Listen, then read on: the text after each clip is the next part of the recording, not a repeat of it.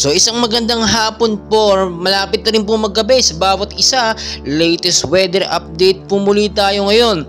Nagbabadya po ngayong hapon at hanggang sa gabi ang malakas nga po na bagyo na Metro Manila nga po sa bandang Luzon ay nakaranas tayo ng malakas na pagkukulog dahil nga rin po yan sa binabantayan po natin na active low pressure area na nasa loob po na para may estimated pong layo na 1,000 kilometers east of extreme northern Luzon po yan. Ito naman pong nasa labas ng PAR na active low pressure area ay may layo na 2,140 kilometers sa bandang southeast Luzon naman po yan. Mapapansin po ninyo talagang makulimlim po ngayong hapon ng panahon natin at nagbabadya ng bumuhos ang isang malakas na pag-uulan at hanggang posibleng abutin yan hanggang sa gabi. Kung i-check nyo po, wala pa namang bagyo na alert sa atin ngayon, walang hypnosis po ng bagyo sa Pag-asa.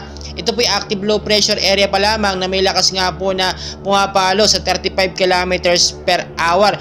Pero nagiging malakas po ito dahil nga po sa pinagsamang ITCC or Southwest Monsoon, mga cloud cluster nga po sa loob at sa labas ng PAR. So hindi po natin pwedeng baliwalain kapag nagsama po yung mga yan ay parang isang bagyo din po ang dating nga natang lakas, lalo na po ang Southwest Monsoon na lagi nga po nagpapaulan madalas tuwing hapon at hanggang sa gabi. Kaya kung may mga lakad po tayo ng hapon or sa gabi, ugaliin po magdala ng payong, jacket o sombrero, or much better po hindi na tayo umalis dahil hindi natin malalaman kung gaano kalakas ang pag-uulan. Noong nakaraang umulan lamang ay nagbaha po sa ilang bahagi sa Metro Manila.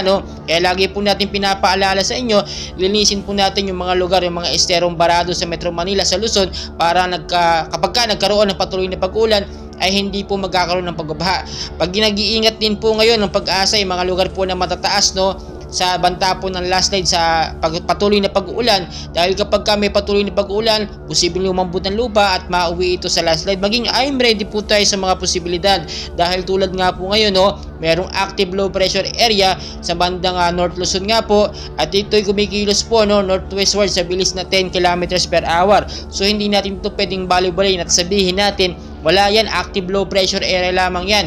Hindi po dapat ganon. Ngayon pa lamang ay maghanda tayo. Pasalamat tayo may active low pressure area at hindi ito bigla ang malakas na bagyo. Maging ready po tayo sa mga posibilidad, maging responsable din po tayo sa ating mga bahay kapag alam nating may banta ng bagyo or may bagyo. Linisin natin yung mga basura para hindi ito bumabara sa mga estero at sa mga kanal. And ang pinakamaganda natin gawin is share, like, subscribe, and pahit na rin po ng notification bell at para updated po kayo sa ating mga weather updates at i-update ko kayo sa lagay ng ating panahon time to time, day by day sa mga LPA, mga thunderstorm sa Pilipinas. Maraming salamat po.